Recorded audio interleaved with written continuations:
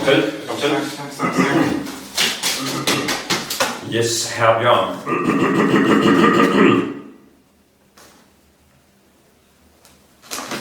Yes, herre Bjørn. Jeg har dine lægeresultater med. Okay. Og det ser ikke for godt ud.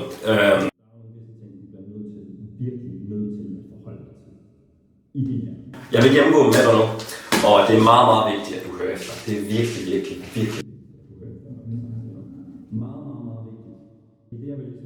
Det er faktisk fuldstændig fundamentalt for at det på nogen som helst måde kommer til at fungere igen.